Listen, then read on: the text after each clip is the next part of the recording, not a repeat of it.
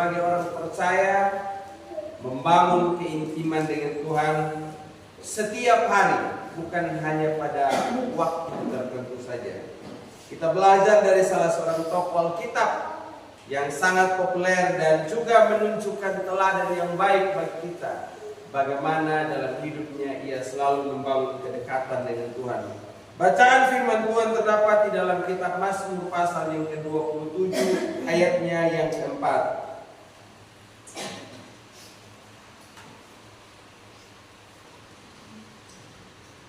Mazmur pasal 27 ayatnya yang keempat.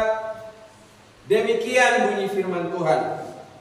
Satu hal telah kuminta kepada Tuhan, hanya inilah yang kudambakan, tinggal di rumah Tuhan seumur hidupku, menyaksikan kemurahan Tuhan dan menikmati baiknya. Satu hal telah kuminta kepada Tuhan, hanya inilah yang kudambakan, tinggal di rumah Tuhan seumur hidupku, menyaksikan kemurahan Tuhan dan menikmati baiknya. Amin untuk bacaan firman Tuhan. Mazmur ini merupakan mazmur yang dituliskan oleh Raja Daud, di mana dalam hidupnya ia menghadapi berbagai perlawanan dari berbagai musuh yang terjadi, baik dari keluarganya sendiri, anaknya sendiri, maupun juga dari sesama bangsanya sendiri, temannya sendiri, dan juga dari bangsa lain. Dalam menghadapi situasi tersebut, Daud katakan, kenyamanan hanya saya temukan di dalam Engkau. Tidak ada tempat yang nyaman selain berlindung di dalam Tuhan. Itulah sebabnya Lembaga Alkitab Indonesia memberikan perikop aman dalam perlindungan Tuhan. Setiap musuh yang datang menyerang, aku tak mampu untuk menghadapi mereka dengan kekuatan saya sendiri. Dan tidak ada juga tempat yang nyaman selain berlindung di dalam Engkau. Makanya dikatakan, Tuhan adalah benteng hidupku, kepada siapakah aku harus gentar. Aku tidak takut, sebab aku aman dalam Engkau. Karena dia tahu bahwa kenyamanan itu dia hanya temukan di dalam Tuhan. Makanya dikatakan, hanya satu yang kuminta, dan ini merupakan kesukaan terbesar dalam diriku, yaitu tinggal di rumah Tuhan. Ini yang kurindukan, dekat dengan Tuhan. Karena itulah yang membuat jiwa saya menjadi aman, membuat jiwa saya menjadi bahagia, membuat jiwa saya menjadi sukacita. Keintiman dengan Tuhan adalah kerinduan jiwa yang terdalam. Dan kerinduan akan Tuhan ini bukan saja terjadi dalam satu musim atau dua musim. Hati manusia, ada seorang yang berkata begini, dalam diri manusia Tuhan menciptakan satu ruang yang kosong.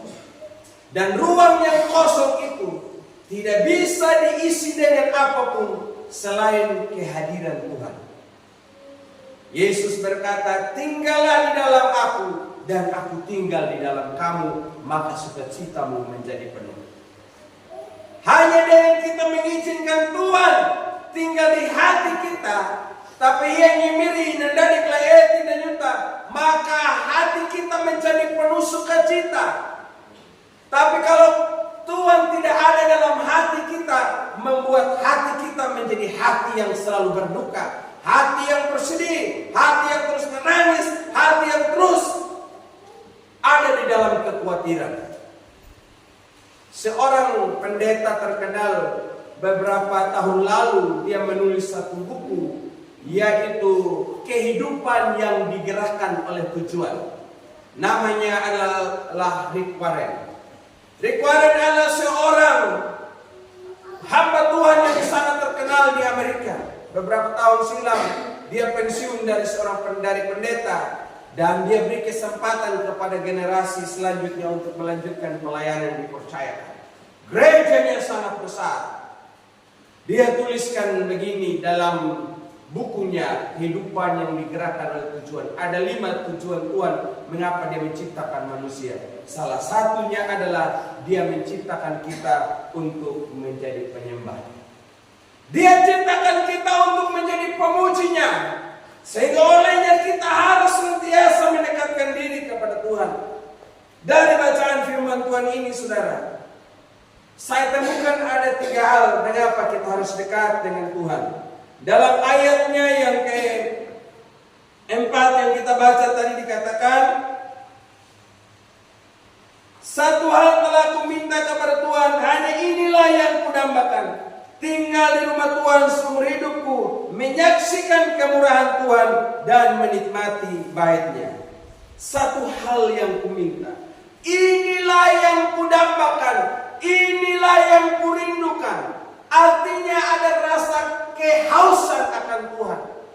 Tuhan katakan di dalam kitab Matius pasal 5, waktu dia berkhotbah di atas bukit, berbahagialah orang yang lapar dan haus akan Allah, karena mereka akan dipuaskan. Hanggialah walau tahu nama mencuma daunnya ini, napun nemiri, karena dunia akan dipuaskan. Bapak Mihu ya, bagaimana dengan diri kita sebagai orang percaya, saudara? Apakah kita juga memiliki kerinduan yang sama seperti yang dimiliki oleh Raja Daud? Haus akan Tuhan. Kerinduan akan Tuhan menuntun kita untuk tidak pernah mau berdiam diri, melainkan kita akan terus berusaha memuji dan menyembah Tuhan.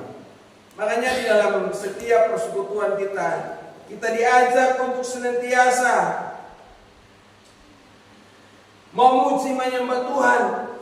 Tapi terkadang kita menjadi orang yang hanya lebih banyak pasifnya dibanding kita mau memberikan pujian yang terbaik kita kepada Tuhan. Dalam kitab Mazmur pasal yang ke-42 ayat yang kedua dikatakan, seperti rusa yang merindukan sungai yang berair, demikianlah jiwaku merindukan Engkau ya Allah. Begitupun juga kalau saudara baca di dalam kitab Mazmur pasal yang ke-63, waktu dia berada di padang gurun Yehuda, Raja Daud juga mengungkap kalimat yang sama, aku rindu akan Allah. Pernahkah dalam diri kita setiap hari atau dalam satu minggu paling tidak ada 1 kali ada rasa kerinduan akan Tuhan? Seperti pengalaman ada beberapa jemaat yang kasih kesaksian sama saya. Pak Pendeta yang pernah dia nama Lodomba siapa bagi pelaku kareja. Hala Pendeta kamu mahulu penilak ning. Kami udah tak kareja. Lodomba pernah malak muhawajir pelaku kareja. Karena memang didorong oleh rasa rindu untuk berjumpa dengan Tuhan. Rasanya tidak aman kalau dia tidak mau datang berbakti kepada Tuhan. Daud katakan, sama seperti rusa yang merindukan sungai yang berair, demikianlah jiwaku merindukan Engkau ya Tuhan. Saya yakin kalau kita didorong oleh rasa haus akan Tuhan, maka membuat kita tidak mau diam diri, tapi kita akan terus mencari dan mencari Tuhan. Coba kalau saudara lagi lapar, pasti kita berusaha supaya cepat makan. Kalau kita haus itu begitu.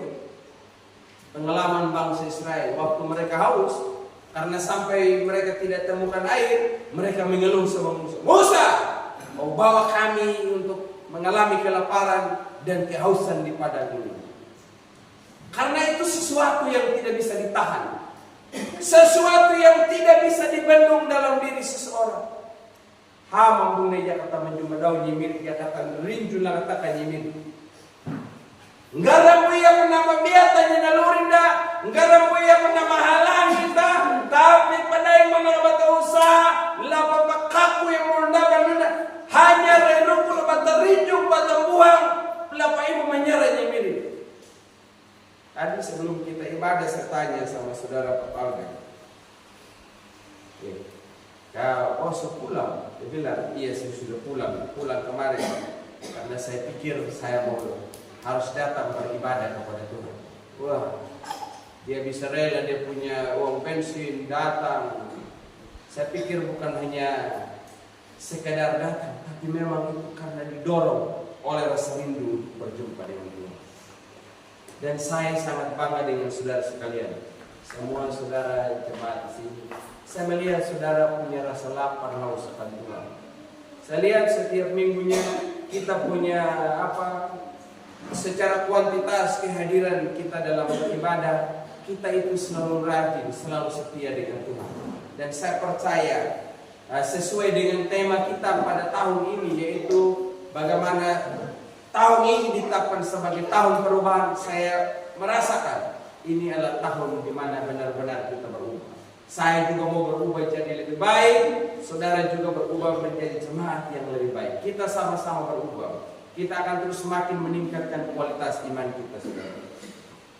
Selanjutnya, Bapak Ibu Saudara yang dikasihi oleh Tuhan, Daud katakan, aku rindu berada di rumah Tuhan.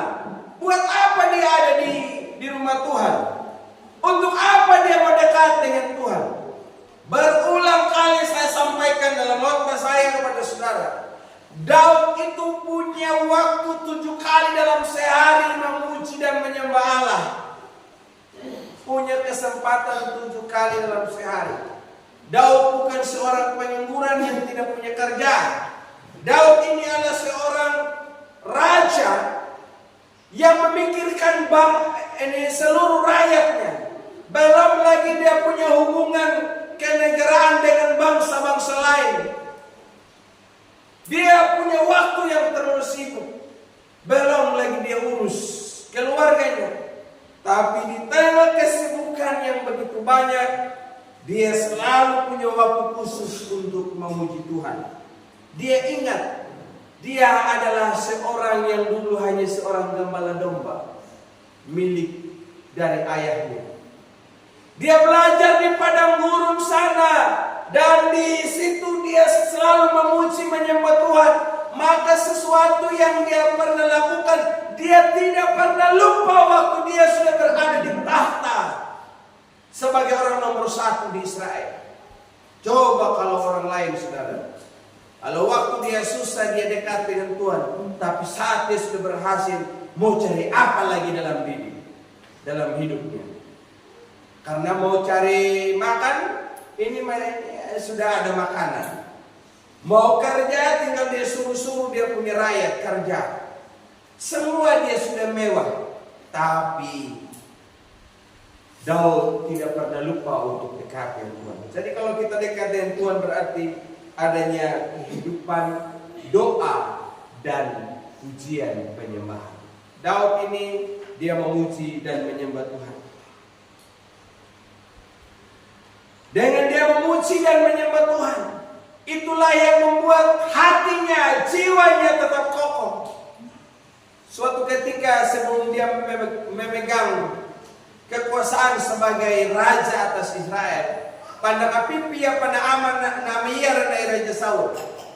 Waktu Raja Saul dirasuki oleh roh jahat, tidak ada cara lain lagi untuk bisa obati sama Raja Saul. Maka dicarilah orang yang bisa menyembah Tuhan. Dan salah seorang yang dipanggil adalah Daud. Waktu Daud menyanyikan pujiannya kepada Tuhan dengan permainan kecapi, maka jiwa Raja Saul menjadi tenang, menjadi damai. Jadi ternyata di saat kita memuji dan menyembah Tuhan, ada kedamaian yang kita temukan. Coba kalau kita nyanyi lagu, macam lagu yang kita nyanyi tadi. Bila kau izinkan sesuatu terjadi, ku percaya semua untuk kebaikanku. Ku percaya semua untuk kebaikanku. Jadi waktu kita mengalami persoalan hidup, bagi orang yang percaya pada Tuhan, dia akan merasa terhibur. Oh, ternyata kalau saya mengalami cobaan dalam diri saya. Aku percaya Tuhan punya rencana atau maksud yang mulia di balik semua ini. Tapi kalau orang yang tidak dekat dan tidak percaya pada Tuhan, waktu dia alami pergumulan, maka itu membuat dia menjadi orang yang hidupnya makin hancur-hancuran.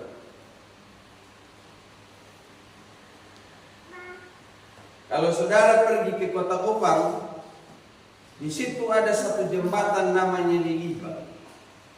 Jembatan itu tinggi, dalam sekali, dalam ke bawah saudara. Dan orang Kupang itu biasa kalau stres itu jembatan Liliba menjadi tempat di mana mereka akhiri hidup mereka karena stres. Saya tidak perlu kasih tahu namanya, ada satu orang yang viral beberapa bulan yang lalu. Dia mati. Dia adalah seorang yang punya jabatan, tapi yang beredar di media sosial dia mati karena faktor medis yang sangat mahal dan perempuan.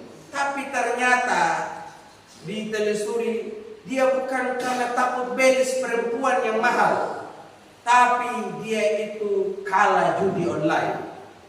Waktu dia kalah judi online, akhirnya dia gantung diri ya. Dia gantung diri, mati saudara. Tapi bagi orang yang percaya dengan Tuhan, waktu dia alami pergumulan menyanyi saja. Tadi Mama Arlan dia bersaksi, kemarin saya menyanyi, saya menyembah Tuhan saja. Saya yakin kalau Mama Arlan tidak menyembah Tuhan, dia akan mengalami musibah. Tapi waktu dia menyembah Tuhan, maka Tuhan itu menghancurkan segala kekuatan iblis sehingga Mama Arlan menjadi pemenang. Jadi jangan pikir saudara memuji Tuhan tawoto nyemir itu biasa saja. Bangsa Israel waktu mereka mau kalahkan orang Yeriko, ini kota Yeriko, mereka itu bukan datang dengan membawa pedang atau membawa parang, senjata atau nuklir, tetapi mereka hanya datang dengan pujian kepada Tuhan. Sama juga Silas, waktu mereka di penjara, mereka itu tidak membuka pintu gerbang dengan kunci atau mereka dengan pakai eksa, tapi dengan pujian penyembahan kepada Tuhan. Pada waktu subuh mereka baru memuji menyembah Tuhan, maka pintu gerbang dari penjara itu menjadi roboh sehingga mereka bisa keluar dari penjara. Jadi saudara, ternyata penyembahan, pujian itu punya nilai. Amin. Pujian dan penyembahan, doa kita kepada Tuhan itu mempunyai kuasa. Saudara, kalau tidak ada kuasa dalam pujian dan penyembahan, maka tidak mungkin Tuhan suruh kita memuji menyembah Tuhan. Kalau Bapak Mama baca dalam kitab Wahyu, di sorga itu waktu mereka menghadap tahta anak domba Allah, maka mereka itu tersungkur dan menyanyikan pujiannya kepada Tuhan. Kudus, kudus, kuduslah Tuhan. Maka betapa pentingnya kita sekalian menjadi orang yang selalu memuji dan menyembah Tuhan. Lu kenal Veronica kok? Veronica yang monstrum puan nona. Sekarang itu saya dari mana-mana. Nah, kalau kita nyanyi yang begitu-begitu mama, keluar satu lagu baru, tren, wah. Lagu apa lagi sebelum itu Ya lagu yang viral sebelum itu, ada yang enggak? Tabola bale biar ade nona semakin menyala. Itu sampai istana presiden pun juga panggil sama penyanyinya ini hanya untuk nyanyi. Tabola bale biar ade nonae. Kemarin pada hari pendidikan nasional juga penyanyi lagu Lu Kenal Veronica kau itu dipanggil juga untuk menyanyi. Jadi saudara-saudara, bagaimana dengan kita sebagai anak Tuhan? Kalau kita menyanyi, memuji, menyembah Tuhan, bukan saja dunia yang bergetar, tapi sorga juga bersukacita. Amin. Jadi nyanyi, amin. Pulang di rumah nyanyi-nyanyi, nyanyi saja daripada yang ngomong yang macam-macam, saudara. Terkadang kita berpikir, saya tidak punya waktu, Pak. Saya terlalu sibuk. Sebetulnya kita tidak sibuk, tapi pikiran kita yang banyak sibuknya ini. Nggak sibuk langkah kamu undangan, tapi nggak pikir Anda tanam sibuk. Saya itu kalau ibu dia bilang, "Ay harong bahang mutari kamu ni." Taik ay bahang mutari kamu. Hila balik ay bahang mutari. Ya kabahang mena belakor man dahulu. Jadi dia punya pikiran ini hanya dipenuhi dengan bahasa tari.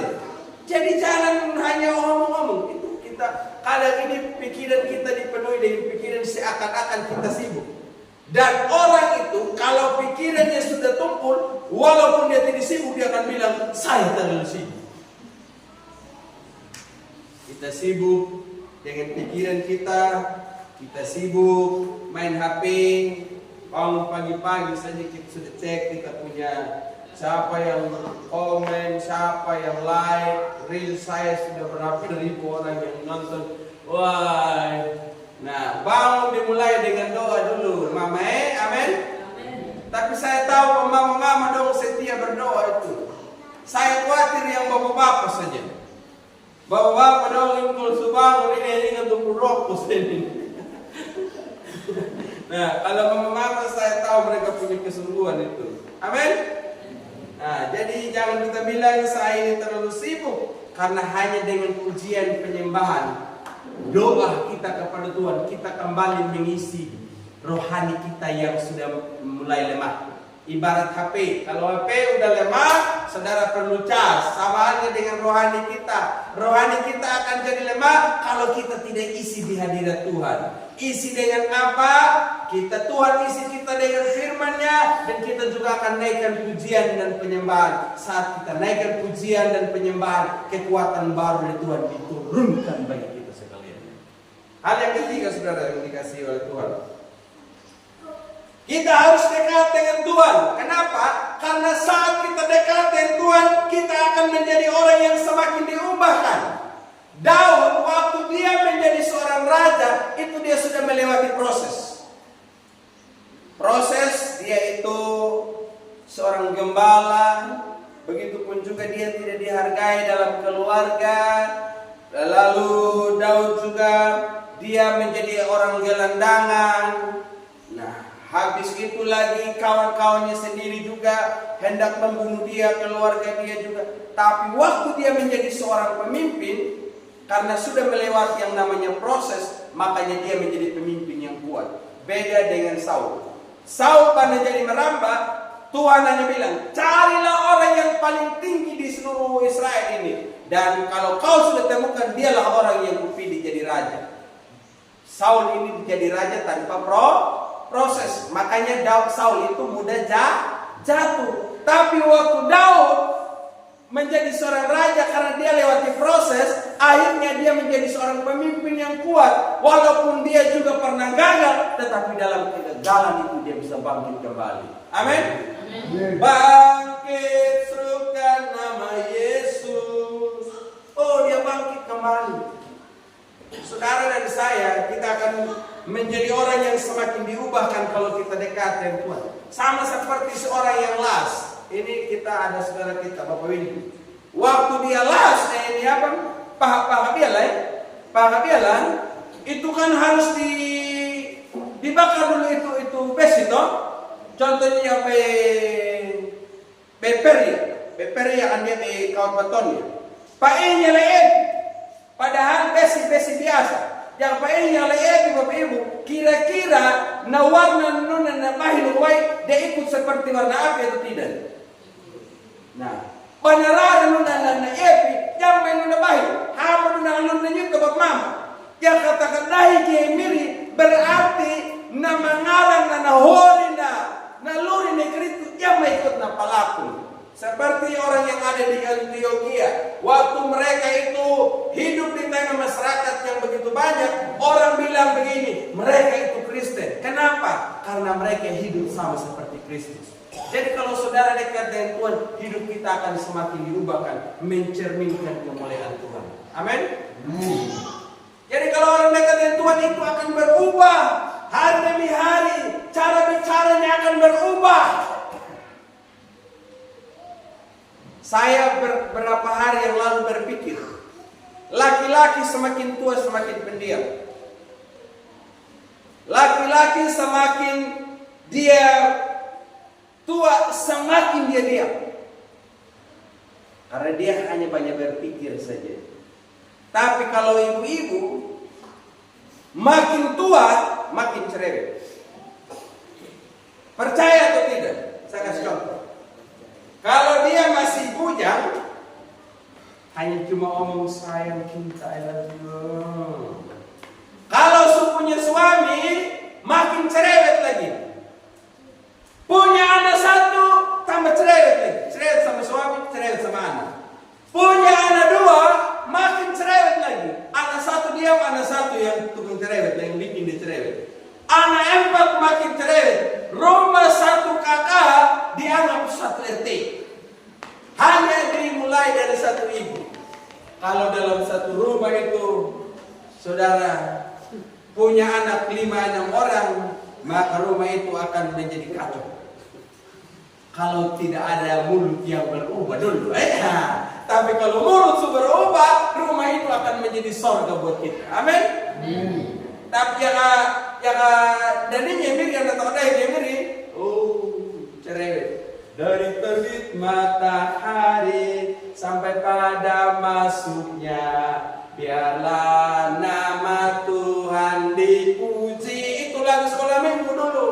Tapi waktu dia sudah berkeluarga, dari terbit matahari sampai pada masuknya, biarlah aku selalu cerewet saja. Pokoknya banyak-banyak saudara ya. Jadi taibatan Bapak Ibu. Gara ulah tak harus kadahi kami di Pudiwan. Yang pertama itu harus kita jadi orang yang punya rasa lapar dan haus akan Tuhan. Jangan datang menjumpa tahu pada Nyemiri berarti kita bisa apa kadahi Nyemiri. Taruh hawiau bandar lima ini terinjun Nyemiri dan buah malah ibu Nyemiri. Dalam kitab Yeremia dikatakan, kalau kamu cari aku, kamu akan temukan aku, kata firman Tuhan. Yang kedua, kita cari Tuhan untuk apa, saudara? Kenapa kita harus dekat dengan Tuhan? Kita dekat dengan Tuhan dengan cara kita memuji dan menyembah Dia.